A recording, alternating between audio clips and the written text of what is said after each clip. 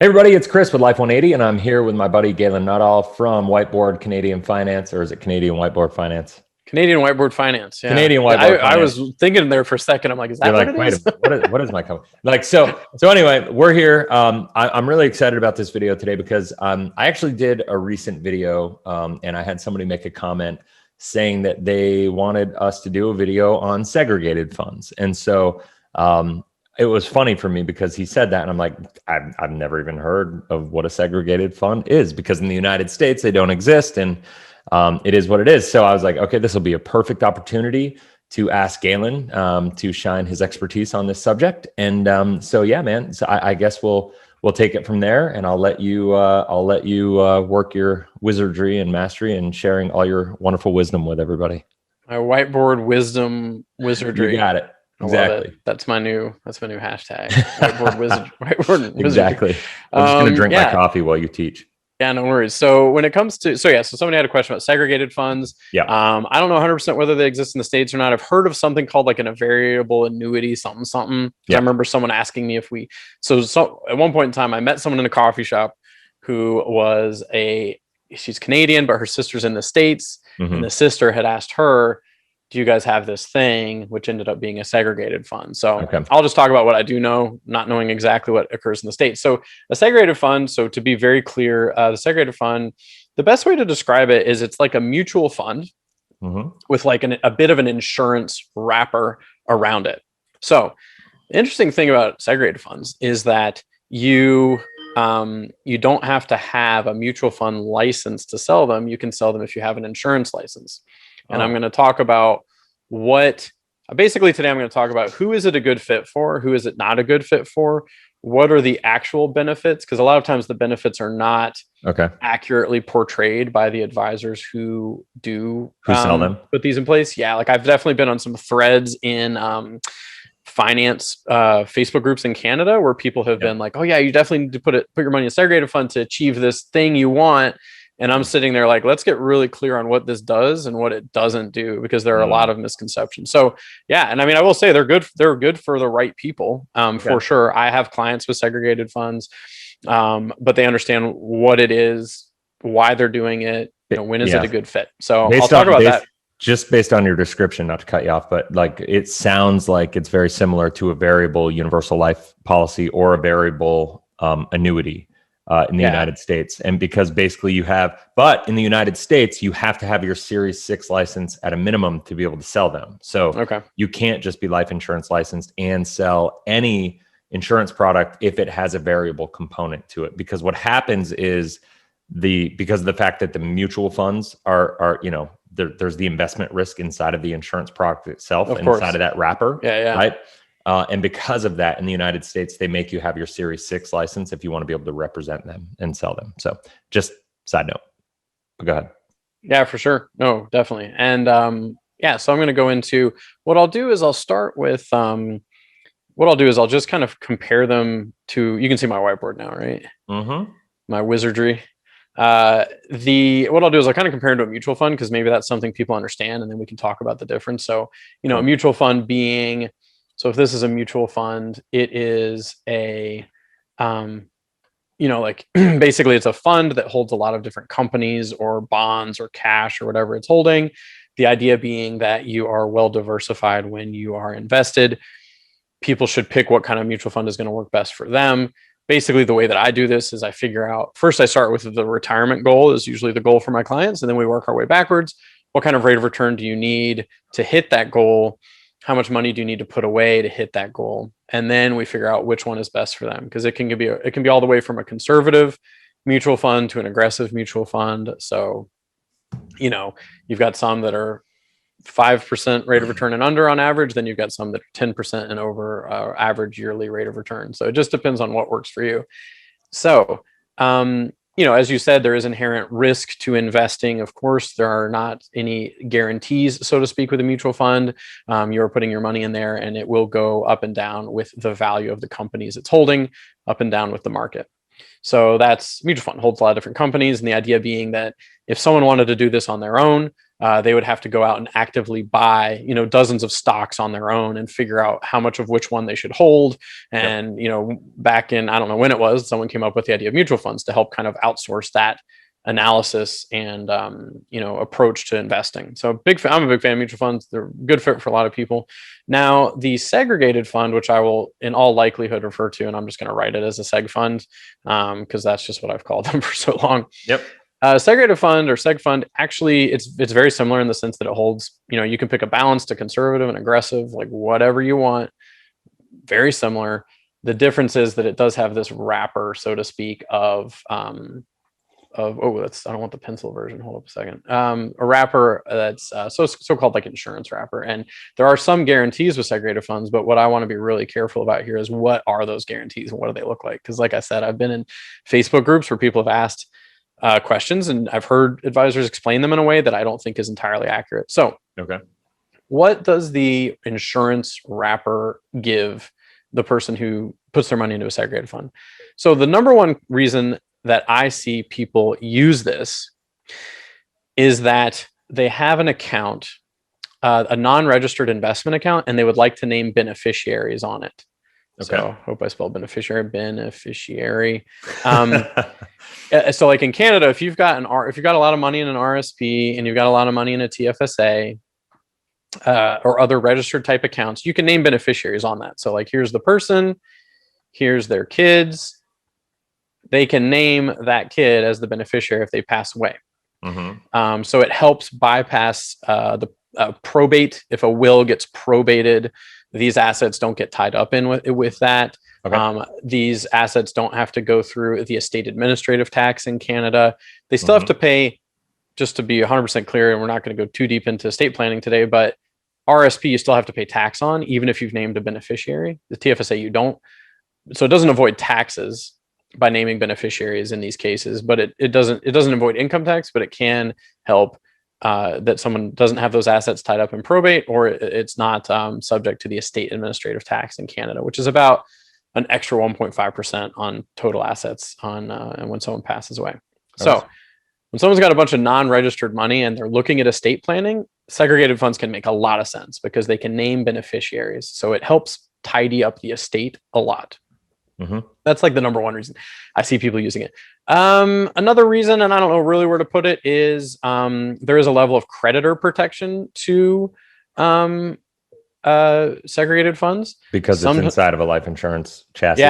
Yeah, because creditor protection. Yes, it is, and it's like, yes, that's the basic thing. Is it's protected against creditors. I will say that like you have to, like I've talked to lawyers and they've said, well, if someone is worried about creditors coming after them and then they shovel a bunch of money into a segregated fund, that may not work because it's like, no, you were basically trying to shelter money in this. But if you've got one, it's been established, there's no issues around creditor protection currently, and someone moves their money, they have that protection there. And yes, it's because it's in this life insurance. It's sort of a life insurance wrapper, so to speak. And one thing I'll say very briefly is you don't have to apply for a segregated fund like you have to apply for life insurance. It's not like that at all. Like you just fill out a form, you submit, you open up an account, and away you go. Like, wait a minute. How does that work? Like, how can there be life insurance if you don't have to qualify for life insurance? Yeah. So, I mean, when I say it has an insurance wrapper, what I mean by that is it doesn't really have a life insurance component to it. It has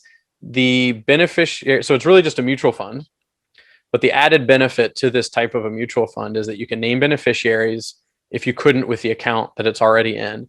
You have creditor protection, and there are some guarantees that I'm going to talk about in a second around what's in there. So it really isn't a life insurance contract at all. It's an investment contract, really, at the end of the day. But it has some elements of guarantees in it. Okay. Yeah. So that's one misconception people have is like they think, oh, I have to apply for this account. Like, not really. Like if you have $10,000 and you want to open up a segregated fund account, you can do it. Like it doesn't matter if you're healthy or not. Like there are some restrictions around how old you can be. Like, and I don't know them off the top of my head, but like once people get into their 90s, the guarantees, 80s, 90s, the guarantees change a bit because of just the age. So I'll talk about that in a minute. Okay. But number one place I see it, beneficiaries. Number two, creditor protection is sometimes on people's mind for these types of accounts. Now I'll talk about the guarantees. And this is, let me say, this is how I think these are sometimes, I'll just say, oversold when people hear the word guarantee. So I'm just going to give an example of a story I heard or a thread I was a part of the other day. So someone was in a thread and they're like, hey, I'm going to school in a year. I've got some money saved up that I want to watch grow a little bit, before I go to school, but I need to make sure the principal is guaranteed. Okay. And I saw people chiming in, oh, seg fund. If you're looking for guarantees, you got to do a seg fund. And I was like, hold your horses, folks. Like, I don't think you understand how these guarantees work. Nice. So I'm going to talk about that. It is not for a short-term guaranteed rate of return or anything like that. The guarantees that are involved in seg funds take two forms. One is a maturity guarantee. And I'll talk about that in a minute. Guarantee. And then a death benefit guarantee. Wait a minute. So okay, go ahead. I'm going to let you talk. You're like, wait. Whoa. Okay, go ahead. Wait. What's going on? All right. I'm going to talk about the death benefit guarantee first, because for me, that's the one that's more important for most of the people I see doing this. Perfect. So with segregated funds, you have different options of guarantees. And like, I will say, like, before you get one of these, definitely talk to the advisor you're working with on exactly how it works. Because I've seen it different flavors in different places. So I'm talking about what I've seen, and like, you really need to talk to the advisor you're working with to know exactly how the ones you're working with work. So they have different levels of guarantee. So you'll oftentimes see a segregated fund that looks like this: 75, 75, 75, 100, or 100, 100. And what that means is this is the death benefit guarantee, and this is the maturity guarantee. So start with the death benefit. This is a benefit that I see of a real benefit to people who are, maybe they're worried about estate planning. They've got some money that they'd like to, invest, but they want to make sure that they're going to leave a certain amount behind to their kids or their grandkids. Sure. So the way the death benefit guarantee works is, if someone puts in, I'll just use round numbers, if someone puts in $100,000 into a segregated fund, and let's just say the markets do this over a 10-year period. Okay. Like, let's just say. Sure. Now, if the person passes away, and let's just say it grew to 120 or here, let's just use round numbers, and I'm not talking about an actual fund here. Like, it's just a hypothetical situation. Yeah. So let's say it grew to 120 here. When they pass away, that 120 is what their, let's just say they've named beneficiaries. Their beneficiaries are going to get the 120.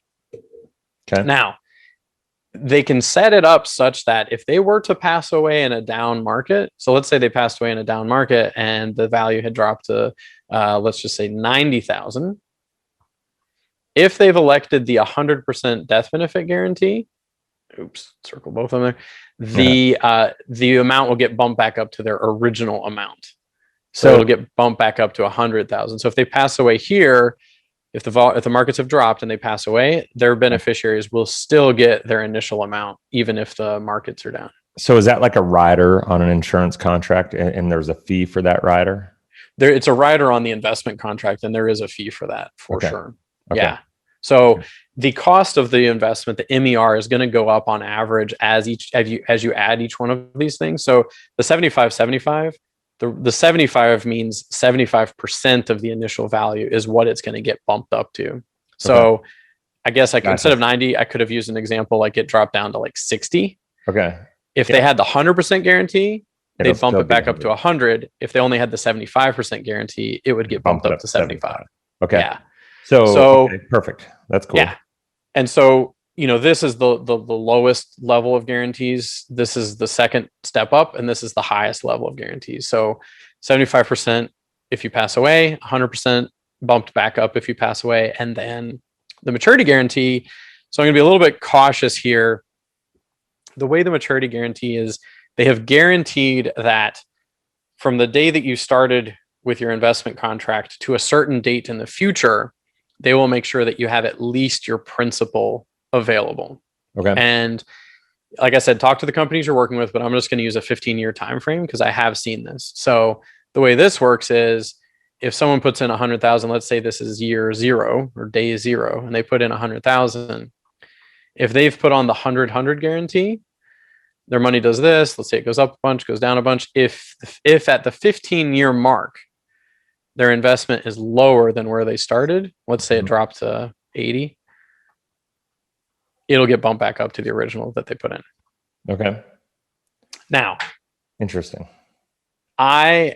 So I will say that I do have clients who they are interested in the death benefit guarantee. They're a bit older. They've got some non-registered money, and it doesn't have to be non-registered money. It could be registered, but they're a little bit older, and they're like, Galen, we'd really like to we'd like to do what historically would give us more returns in the market, which is to take on more risk. Yeah. If we're talking about purely investing and like leaving the insurance conversation to one side, they're like, okay, but we want our money out there doing some work for us, but if we pass away, like if, like just to give an example, if someone had put 100 grand in the markets in December of 2019 and then passed away in April of 2020, that 100 grand could have easily been 70 grand or 80 grand. Yeah. Right. And if they'd passed away at that moment in time, their beneficiaries would have been out that money unless they had the death benefit guarantee of a segregated fund. So it helps people in retirement who care about their estate to have a little bit more. Sometimes it just helps them have a little bit more peace of mind around being in the market, because they're like, well, at least I know what I'm going to leave behind. Sure. That's the number one. Every once in a while, I'll meet a young person who is incredibly conservative, and they say, Galen, like, I've got all this money. I'm going to invest it. I want to know that it's going to be at least what I put in when I go to retire, which for me is a very, that's not based. What's that? Beyond conservative. That's just foolish. Well, yeah. And so like part of my job is to educate people on, so like, here's what I'll say about this guarantee. So let's say it's year 0 to year 15. When in the history of the market has there been a time when someone was in a good diversified portfolio where they had less money in year 15 than they did in year 0? Well, I mean, the hard part is like $100,000 today. If you're young and you're looking at a 20-year horizon, that $100,000 in 20 years is only going to have probably $70,000 of purchasing power. So you're losing money to inflation, if that. Yeah, exactly. So no matter what, you're losing money whether you see it or not. It has to grow. You have to gain at least $30,000 to $40,000 on that account just to be even.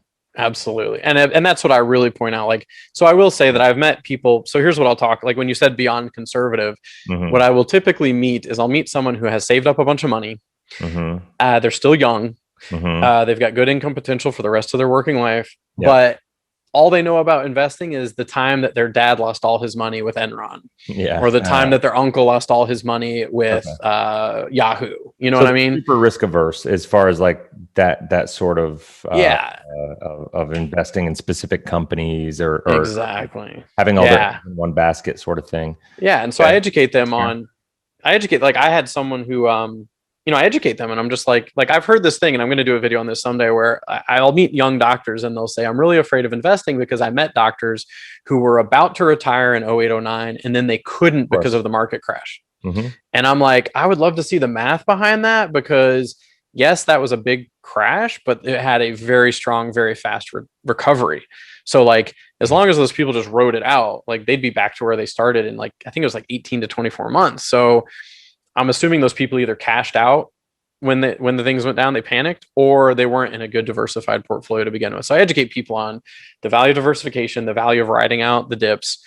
And if they do that, historically, they would not be in a place where 15 years from now, they'd have less money than they do now. So I try to like frame that guarantee, in my opinion, is not really worth it unless it's going to help someone take on a bit of risk. That's just like you said, they're not even willing to take on the kind of risk it takes to outpace inflation, much less get where they need to be. So if that guarantee is going to help them a bit see that they can take on a little bit more risk, I'm all for it, because if they stick where they are with like guaranteed rates of return, they're never going to get anywhere. Like, the risk of losing the purchasing power is much higher than people realize. Just like I mean, that's like the greatest risk I think that people don't understand is the purchasing power, the value of money, and how inflation impacts your returns. And you actually need to retire with. To live. It's the most misunderstood concept of personal finance, I think, in the world, and we should do more videos on that.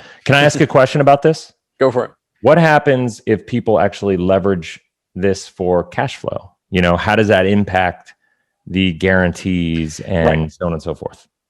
Yeah. So anything they take out would be deducted from that original guarantee. So like if someone starts with 100 grand, they take out 1,000, their new guarantee is the 99, everything they take out is deducted from that guarantee. Okay. So this is just me, and I don't want to like bang on this too much, but from what I'm hearing from you, this doesn't seem like a very attractive product to me. I would say it's a very niche product. It's very niche. Like I said, I will meet people who are, I'd say the number one client I have that's interested in this is retired. They have non-registered money. They want to name some beneficiaries on that non-registered money. Maybe they want to have some guarantees so they know how much they're going to be able to leave behind. For them, it's really good. Like for them, for an older individual who yes, maybe doesn't need to touch the money, but they still have access to it and liquidity of it if they need it, and they want to guarantee that the money will be there more from a legacy perspective, it's a good fit potentially. Absolutely. I'd say that's like the number one fit that I see is that. The second fit I would say is, if there's something around the whole creditor protection piece, like that's also, it's there. Like not super common that I meet people who are really worried about creditor protection with their non-registered money. It exists, it's there, and then the third one I said is like that uber conservative person that just needs a little bit of a buffer to like not to not stay out of the markets. So I will say that like when I meet people and I'm assessing them for how they should be invested, part of what I look at is, should we go the mutual fund route or should we go the segregated fund route? And I don't really bring it up until I see a few indications that a segregated fund makes more sense than a mutual fund. And I mean, one thing I will say is that sometimes advisors are a little bit careless with, yes, sometimes the fee on these is higher, but you'll also find segregated funds that have done better than, like if you take a balanced segregated fund and a balanced mutual fund, like sometimes the segregated fund has still just done better because of the choices they've made around the investing. If you took the same exact fund and took it as a mutual fund and then wrapped it in the segregated fund like wrapper, yes, your rate of return would be lower due to fees if you could do that, but you can't always do that. Like sometimes they're just completely different portfolios that do different returns. So gotcha. Yep. All I'll say is like most of my clients, it does not make sense. But for a lot of estate planning clients, it does make sense. Like the idea of naming beneficiaries on non-registered money is actually pretty golden. Because if that money because that money, if you don't name a beneficiary on it, it's going to go through the will, like it has to. Yep. When it goes through the will, it could be subject to probate if the will gets probated. So that could cost a lot of money. And it's a pretty much guarantee, like it's a guarantee the 1.5% estate administrative tax is going to be taken off of that money too. So I'll meet people who, like I had a client years ago. And like I said, once you get into your 80s and 90s, the guarantees do shift a bit. But I had a client years ago. She was in her 90s. She had a lot of non-registered money. She had 6 kids. And she didn't have a lot of other stuff. She had saved up a ton of money. I don't know if she owned her own place. I don't think she did, but she just had a whole bunch of money in non-reg. So we did put it in segregated funds because I'm like, where do you want this money to go? She was never going to use it. Like I always joked with her, like her living expense, she lived so frugally. Nice. And she had like, she always had like $100,000 in her checking account. And I'm like, what are you worried about? Like that would be like 5 years of living expenses for this woman. Like literally, like she was like super frugal. So she's super frugal. Yeah. And she was like, you never know what might happen. And I'm like, never know what's going to happen. Like, are you going to go on like a Cadillac, like spending spree? Like you're going to buy like 10, like anyways. And then she had like, I don't know, like in the neighborhood of $1 million in non-registered money. And I'm like, you're never never, ever going to use this money. There's just no way at the age of 90, someone who's only using $20,000 a year. So we put it in segregated funds. We split it 6 ways evenly, or however many kids there were, 4, 5, 6 kids, evenly. So that when she passed away, usually within 10 business days, the beneficiary just gets a check and that's it. Like it is simple estate planning. So and it gave her a ton of peace of mind because she's like, she was, and at the end of the day, I found out later that like her will was not up to date. Oh boy. Like it was actually a godsend that we had done this with her non-registered money. So for them it works, but for a lot of other people it just doesn't work. And the guarantees are not short-term. That's another thing that people get confused about. Like this thread I was in where they're like, oh, you need your money in a year, put it in a segregated fund. I'm like, absolutely do not do that. Yeah, no. So it sounds like for the right person, it's a real effective tool for older individuals, for estate planning, for, just kind of insulating, protecting your money without losing a ton of liquidity of it. The legacy estate tax benefits that come with it, but it sounds like it also potentially has the ability to be missold. And so, if you're younger and if you don't fit that criteria, it's probably not the right product for you. Yeah, for sure. Yeah, no, I've definitely seen this misinformation around how the guarantees work. And I've had to like really clarify it in those threads. Like, let's be clear, folks, what are you talking about? And then in this particular thread, by the end of it, they're like, yeah, I guess segregated funds don't make sense. I'm like, yeah, they don't make sense for like a 1-year time horizon. Like, that's funny. What are you doing? Like, that doesn't make sense at all. Well, cool, man. Well, that's awesome. Well, so hopefully everybody found value in this. I love getting on and talking about these things that I have no idea about when we get started, and it's nice to know about them now. So if you found value in this video, make sure that you click the like button. It definitely helps the channel out. Click that subscribe button, hit the bell. That way you get notified. Galen and I try to do at least a video every week talking about Canadian finance, because I know that the subscription base of this channel is starting to have more Canadian followers. And so we want to be able to serve that audience as well. And quite frankly, there's a ton of information on United States personal finance, but the YouTube world is lacking on the Canadian side of things. And so we're just trying to get as much content out there as possible to be able to serve you. So if you are a Canadian, you have any questions about any topic, go ahead, look down below in the chat, in the whatever you want to call that down there, and make a comment, leave a comment, ask a question. We'll engage. If we feel qualified, if Galen feels qualified to answer the question, we'll do a video on it just to help people out and serve you.